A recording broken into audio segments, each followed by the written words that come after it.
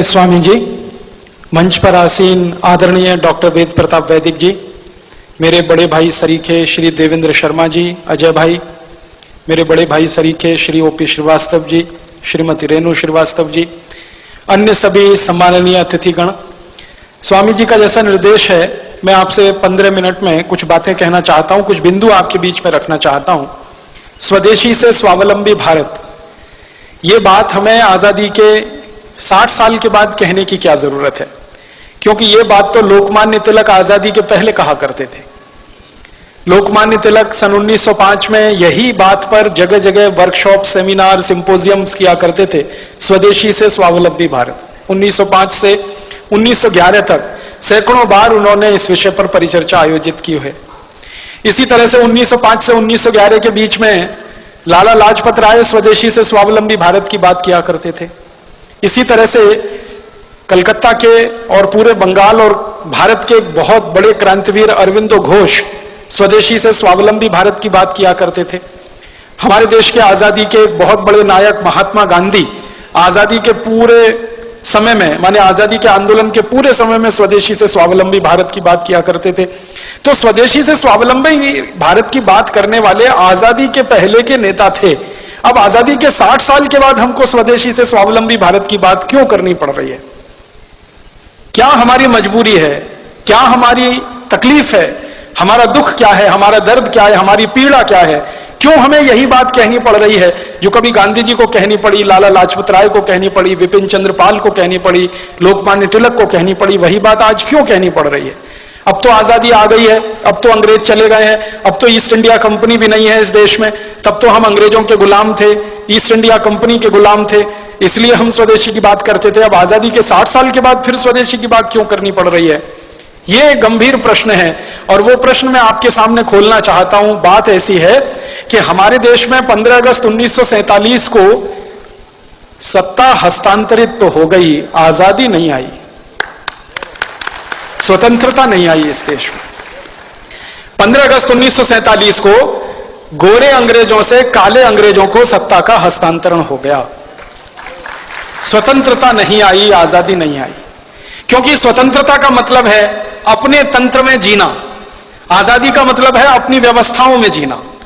स्वदेश माने अपने देश की व्यवस्थाओं में जीना, अपने तंत्र की व्यवस्थाओं में जीना, तब हम स्वतंत्रता की बात कर सकते हैं। लेकिन आजादी के 60 साल के बाद तो एक भी तंत्र ऐसा बना नहीं इस देश में जो अपना हो।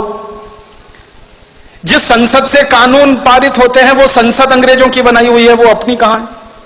ये गोल गुंबद जो शून्य जैसा है, ये तो अंग्रेजों का बनाया हुआ ढांचा है 1927 में, जिसको महात्मा गांधी ने बहुत कड़े शब्दों में कहा था कि बम लगा के उड़ा दो इसको। गांधी जी के शब्द हैं ये। संसद को उड़ा दो, राष्ट्रपति भवन को उड़ा दो, क्योंकि वो वायसराय का घर हुआ करता था, गुलामी का प्रतीक है। तो गांधी जी से किसी ने कहा कि बापू आप तो अहिंसा वाले आदमी हैं और आप कह रहे हैं इसको उड़ा दो, तो उन्होंने कहा गुलामी के प्रतीकों को संभाल कर नहीं रखा जाता। कोई देश दुनिया में ऐसा नहीं है जो अपनी गुलामी के दौर के प्रतीकों को साज कर, संवार कर, धोकर और पहुंच कर रखता।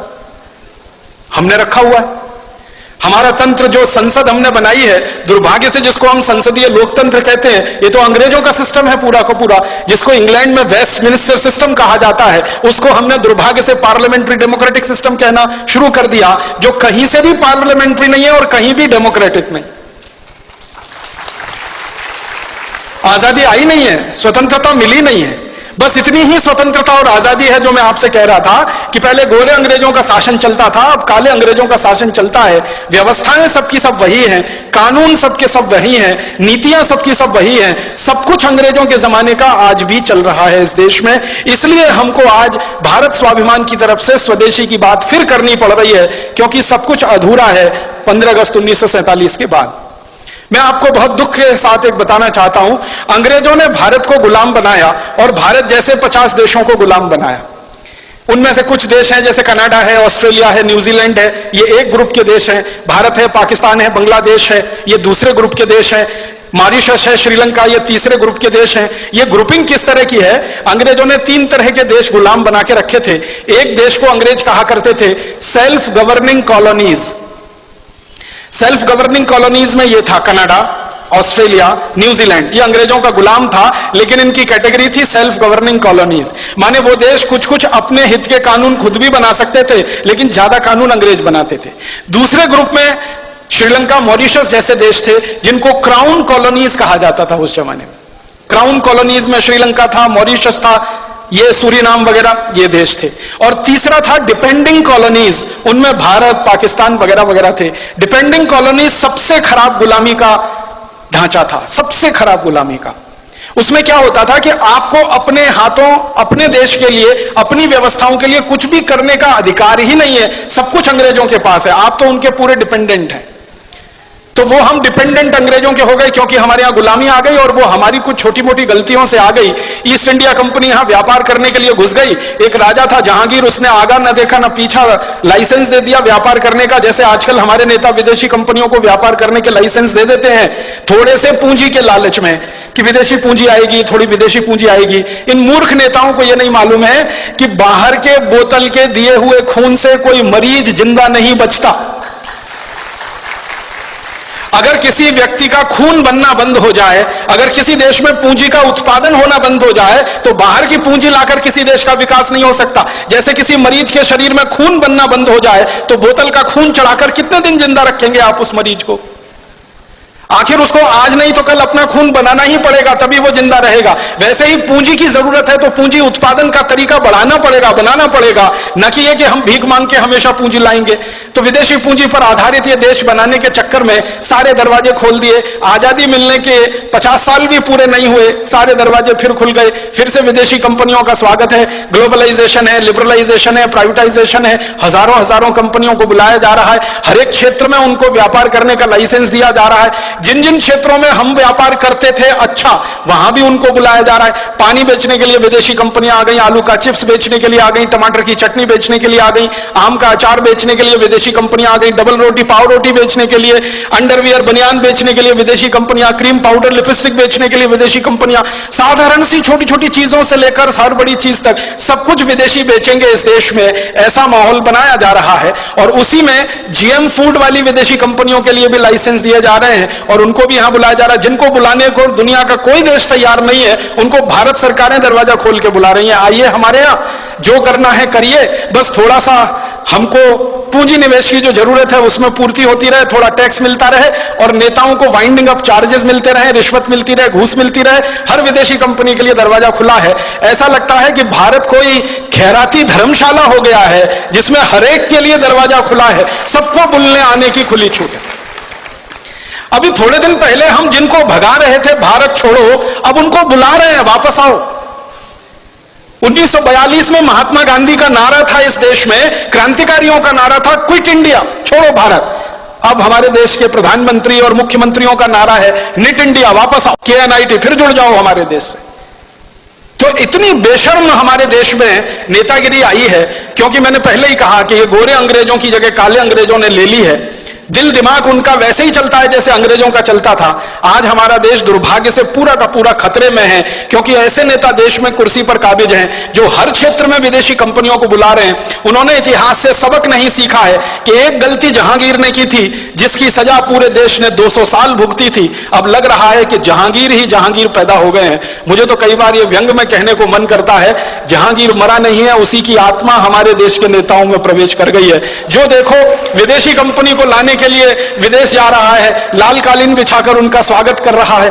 हमारा देश ऐसा हो गया। अब विदेशी कंपनियां घुस गई, हजारों हजारों की संख्या में घुस गई। इन कंपनियों ने जिंदगी के हर क्षेत्र पर कब्जा कर लिया। सवेरे आप सोकर उठें तो आपका टूथपेस्ट, बाथरूम में जाएं तो शेविंग किट्स, फिर नहाएं तो उसके बाद साबुन, फिर कपड़ा धोएं तो उसके साबुन, फिर बाहर निकले तो कपड़े पहने, जूते पहने, चप्पल पहने, क्रीम पाउडर लिपस्टिक इस्तेमाल करें, सब कुछ विदेशी, सवेरे से शाम तक। रात को सोने जाए तो मच्छर भगाने वाली अगरबत्ती भी विदेशी, और जिस मच्छरदानी में सोए वो मच्छरदानी विदेशी, जिस बिस्तर पे सोए उसका गद्दा विदेशी, गद्दे के ऊपर चादर विदेशी, सब कुछ विदेशी हो गया।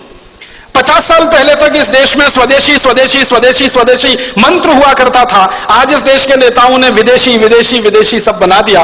तो आजादी के 60-62 साल में हर क्षेत्र में विदेशीकरण जब हो रहा हो तब स्वदेशी की बात करनी ही पड़ेगी। और आजादी के 60-62 सालों में जब हर क्षेत्र में परावलंबन बढ़ रहा हो तो हमें फिर स्वावलंबन की बात करनी ही पड़ेगी। इसलिए स्वदेशी से स्वावलंबन की बात आज हमें करनी पड़ रही।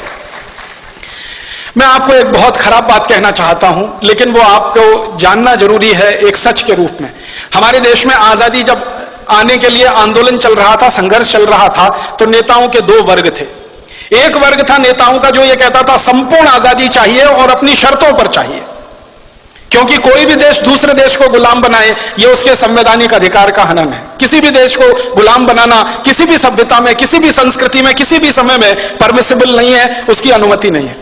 तो एक वर्ग था देश में नेताओं का, जिनमें लाला लाजपत राय, विपिन चंद्र पाल, लोकमान्य बाल गंगाधर तिलक, अरविंदो घोष, भगत सिंह, ऊधम सिंह, चंद्रशेखर आजाद, सुभाष चंद्र बोस, अशफाक उल्लाह, राम प्रसाद बिस्मिल, ये सब क्रांतिकारियों की एक लंबी सूची है जो ये मानते थे कि आजादी चाहिए, स्वतंत्रता चाहिए और हमारी शर्तों पर चाहिए, अंग्रेजों की शर्तों पर नहीं। लेकिन इसी देश में एक दूसरा वर्ग था नेताओं का जो ये कहता था कि ना आजादी चाहिए ना स्वतंत्रता चाहिए, हमको तो अंग्रेजों की साठगांठ करके सरकार चाहिए। ना आजादी चाहिए ना स्वतंत्रता चाहिए, अंग्रेजों के साथ कुछ दोस्ती हो जाए, एक खराब शब्द है, कोलिशन बन जाए अंग्रेजों के साथ, गवर्नमेंट हो जाए हमारी। एक नेताओं का वर्ग ऐसा भी था जिसके नेता थे पंडित मोतीलाल नेहरू, जिसके नेता थे फिरोज शाह मेहता, जिसके नेता थे सुरेंद्रनाथ बनर्जी, जिसके नेता थे सुरेंद्रनाथ सेन। ये नेताओं का एक वर्ग था जो ये कहता था अंग्रेजों से गठजोड़ करके किसी तरह भारत में एक ऐसी सरकार बने जिसमें पंडित मोतीलाल नेहरू और उनके सहयोगी मंत्री हो जाएं और अंग्रेजों का प्रधानमंत्री रहे, ये उसके नीचे मंत्री रहे, बस देश में चलता रहे। आजादी की क्या मतलब, स्वतंत्रता का क्या मतलब। तो एक वर्ग था ऐसे नेताओं का जो अंग्रेजों से गठजोड़ करके सरकार बनाना चाहता था, और एक वर्ग था ऐसे नेताओं का जो संपूर्ण आजादी और स्वतंत्रता लाना चाहता था। दुर्भाग्य क्या हुआ, जब यह देश आजाद हुआ तो जिस नेता के हाथ में यह कमान गई या जिन नेताओं के समूहों के हाथ में देश की आजादी की कमान गई, वो वही थे जो अंग्रेजों के साथ मिलकर किसी तरह देश में सत्ता और गठजोड़ करना चाहते थे। तो मानसिकता अंग्रेजियत वाली थी। तो आजादी मिलते ही उन्होंने देश में वो कुछ भी नहीं किया जो होना चाहिए था आजादी के तुरंत बाद। हमारी भाषा विदेशी हो गई क्योंकि हम गुलाम थे। आजादी आई तो भाषा स्वदेशी होनी चाहिए, वो नहीं हो पाई। हमारी भूषा विदेशी हो गई थी जो आजादी के पहले थी, हमारी भूषा स्वदेशी होनी चाहिए थी, वो नहीं हो पाई। हमारा भोजन विदेशी हो गया था अंग्रेजों के समय में, अंग्रेजों के बाद हमारा भोजन स्वदेशी होना चाहिए था, वो नहीं हो पाया। हमारा भजन विदेशी हो गया था अंग्रेजों के जमाने में, वो भजन स्वदेशी होना चाहिए था, वो भी नहीं हो पाया। ना भाषा बदली, ना भूषा बदली, ना भोजन बदला, ना भजन बदला। और तो और भेषज हमारी औषधि जो पूरी स्वदेशी होनी चाहिए थी आयुर्वेद आधारित, वो पूरी की पूरी अंग्रेजियत आधारित एलोपैथी में चला गया। माने आजादी के बाद बदला कुछ नहीं, ना भाषा, ना भोजन, ना भूषा, ना भेषज, ना भजन, कुछ नहीं बदला। बदला क्या, एक ही चीज बदली, माउंटबेटन की जगह पंडित जवाहरलाल नेहरू, माउंटबेटन की जगह उनके मंत्रिमंडल के XYZ, और कुछ नहीं बदला इस देश में, सबका सब वैसे का वैसा ही रहा। हमारे देश में संविधान सभा बनाई गई, संविधान सभा में बार बार बहस हुई भाषा के सवाल पर, लेकिन उस मामले को पीछे लटकाया गया। बार बार बहस हुई कि अंग्रेजों का कोई प्रतीक हमें नहीं रखना है इस देश में, उसको ऐसे ही लटका के छोड़ दिया गया। सारी की सारी संविधान सभा की बहस बेकार हो गई जब 1935 के गवर्नमेंट ऑफ इंडिया एक्ट को भारत का संविधान बना दिया हमारे देश के लोगों ने। बहुत दुख और अफसोस होता है, गवर्नमेंट ऑफ इंडिया एक्ट अंग्रेजों ने बनाया था भारत को 1000 साल गुलाम बनाकर भारत पर शासन करने के लिए, वो हमारे देश का संविधान बन गया। गवर्नमेंट ऑफ इंडिया एक्ट का कॉमा फुल स्टॉप और भारत के संविधान का कॉमा फुल स्टॉप आप मिला लीजिए, कोई अंतर नहीं है उसमें। और जब ये बात उठी तो ये कहा गया भाई जल्दी है जल्दी है जल्दी है, इतनी जल्दी में भारत का नया संविधान नहीं बन सकता, तो थोड़ा गवर्नमेंट ऑफ इंडिया एक्ट ले लिया, फिर अमेरिका के संविधान से, कनाडा के संविधान से, ब्रिटेन के संविधान से, यहां से वहां से वो कटिंग पेस्टिंग होती है ना, जैसे PhDs किए जाते हैं ना हमारे देश में। 10 किताबें इकट्ठी कर ली, फिर उसमें से 11 छप गई, वैसे ही दुनिया भर की 10 किताबें इकट्ठी हो गई, 11 हमारी बन गई, भारत का संविधान। जिसका सबसे बड़ा झूठ है वो वाक्य जिसमें कहा गया है हम भारत के लोग इस संविधान को आत्मार्पित करते। कब किया था कोई बता दे मुझे, भारत के लोगों ने उसको आत्मार्पित? संविधान सभा के कुछ नेताओं ने उसको आत्मार्पित कर लिया, तो भारत के लोगों ने आत्मार्पित कर लिया, ये कैसे कह सकते हैं? कभी रेफरेंडम करा के देख ले इस देश में, कब किया था हमने आत्मार्पित उस संविधान? कानून अंग्रेजों ने बनाए 34,735 हिंदुस्तान को गुलाम बनाने के लिए, सारे के सारे कानून बिना कोमा फुल स्टॉप के आज भी चल रहे हैं। इंडियन पुलिस एक्ट अंग्रेजों का बनाया हुआ, इंडियन सिविल सर्विसेज एक्ट अंग्रेजों का बनाया हुआ, इंडियन पीनल कोड अंग्रेजों का बनाया हुआ, क्रिमिनल प्रोसीजर कोड अंग्रेजों का बनाया हुआ, सिविल प्रोसीजर कोड अंग्रेजों का बनाया हुआ, और तो और इंडियन एविडेंस एक्ट अंग्रेजों का बनाया हुआ, इंडियन सिटीजनशिप एक्ट। हम भारत के नागरिक हैं नहीं है, ये भी अंग्रेज तय करके गए हैं। उस कानून के आधार पर हम भारत की नागरिकता पाते हैं या नागरिक हो पाते हैं। कानून वैसे ही है, भाषा वैसी है, शिक्षा पूरी की पूरी जो अंग्रेज छोड़कर गए थे वही की वही है, स्वास्थ्य व्यवस्था, चिकित्सा व्यवस्था जो अंग्रेज छोड़कर गए थे वही की वही है। हमारे देश की एक भी व्यवस्था नहीं बदली है सिवाय एक नाम बदलने के, कि जहां पहले माउंटबेटन का नाम होता था, कर्जन का नाम होता था, लिलिथगो का नाम होता था, वॉरेन हेस्टिंग्स का नाम था, क्लाइव का नाम था, वहां पर अब हमारे हिंदुस्तान के कुछ देशी नाम आ गए, व्यवस्था सब की सब वही है। और तो और मैं आपको एक शर्म की बात बता रहा हूं, आजादी मिलने के 50 साल बाद तक हिंदुस्तान की संसद में बजट शाम को पेश होता था, शाम को 5 बजे, आजादी मिलने के 50 साल बाद तक। क्यों? जब हमारी संसद में शाम के 5 बजते हैं तो लंदन की संसद में सवेरे के 11:30 बजते हैं। ब्रिटिश संसद में सवेरे 11:30 बजे किसी को सुनना हो बजट तो अंग्रेज सुन सके, इसके लिए आजादी मिलने के 50 साल बाद तक, सन 1997 तक बजट शाम को 5 बजे आता रहा। इतनी गुलामी में यह देश रहा है, इतनी गुलामी। अंग्रेजों ने वंदे मातरम को बैन कर दिया था हमारे देश में, आजादी मिलने के 50 साल बाद तक हमारे देश की संसद में वंदे मातरम नहीं गाया जा सका। ये शर्म की बातें हैं हम सबके लिए। तो इसलिए हमारा मानना है, कम से कम मेरा तो मानना है, आजादी आई नहीं है स्वतंत्र, कम से कम मेरा तो मानना है आजादी आई नहीं है, स्वतंत्रता मिली नहीं है, सत्ता का हस्तांतरण हो गया, गोरे अंग्रेज चले गए, काले अंग्रेज आ गए, देश वैसे ही चल रहा है, व्यवस्था वैसे ही चल रही है। इसलिए ना किसानों की हालत सुधरती है, ना मजदूरों की हालत सुधरती है, ना गरीबों की हालत सुधरती है, ना मजलूमों की हालत सुधरती है, क्योंकि ये व्यवस्था जो आज चल रही है ये तो अंग्रेजों ने बनाई थी लूट के लिए, खसोट के लिए, बर्बादी के लिए। आजादी मिलने के बाद अगर व्यवस्था वही चलेगी और आप ये कहो लूट ना हो, तब तो ये होने वाला नहीं है। लूट तो इस व्यवस्था का मुख्य आधार है। पहले अंग्रेज लूटते थे, अब हमारे ही काले अंग्रेज लूटते हैं इस देश को। पहले अंग्रेज लूटते थे इस देश को और लाखों करोड़ों रुपया लंदन लेके जाते थे। एक अंग्रेज का जानकारी देके मैं खत्म कर रहा हूं। रॉबर्ट क्लाइव नाम का एक अंग्रेज था, हिंदुस्तान आया, बंगाल का राजा बन गया, गवर्नर हो गया, लूटना शुरू किया उसने कलकत्ता नाम के शहर को। 7-8 साल लूटा, लूटने के बाद सारा माल लेके लंदन गया।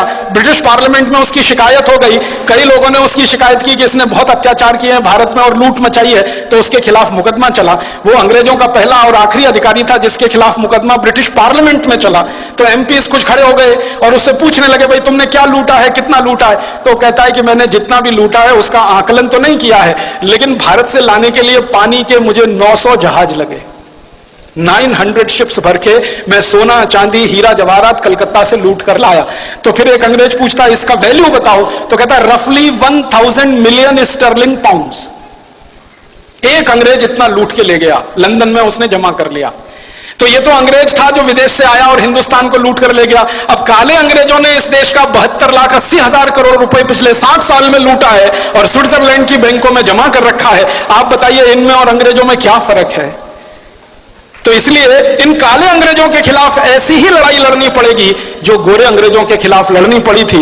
इन काले अंग्रेजों को हिंदुस्तान से ऐसे ही भगाना पड़ेगा जैसे कभी अंग्रेजों को भगाना पड़ा था, और इस व्यवस्थाओं को खत्म कर देना पड़ेगा जो अंग्रेज हमारे यहां छोड़कर चले गए हैं। हमारी पूरी की पूरी कृषि व्यवस्था और कृषि नीति अंग्रेजों की है, वाणिज्य व्यवस्था, वाणिज्य नीति अंग्रेजों की है, टैक्सेशन का सारा सिस्टम अंग्रेजों का है, एजुकेशन पूरा अंग्रेजों का है, सिलेबस पूरा अंग्रेजों का है, और तो और सब्जेक्ट नहीं बदल पाए हम आजादी के 60 साल में। एंथ्रोपोलॉजी अंग्रेज पढ़ाया करते थे गुलाम लोगों के अध्ययन के लिए, वो आज भी पढ़ाया जा रहा है इस देश में। तो बहुत शर्म है हम सबको अपने आप पर और अफसोस है। इसलिए हमें स्वदेशी की बात, स्वावलंबन की बात फिर कहनी पड़ रही है आजादी के 62 साल में। और एक अधूरी लड़ाई जो छूट गई 1947 15 अगस्त में, वो अधूरी लड़ाई को हमें पूरा करना है। स्वतंत्रता हमें लानी है, स्वराज्य की स्थापना हमें करनी है, स्वदेशी को लाना है, स्वराज्य और स्वदेशी को लाकर ऐसा एक तंत्र बनाना है जो सुजलाम सुफलाम भारत का प्रतीक बने। ये बोलकर आप सभी का आभार, बहुत धन्यवाद।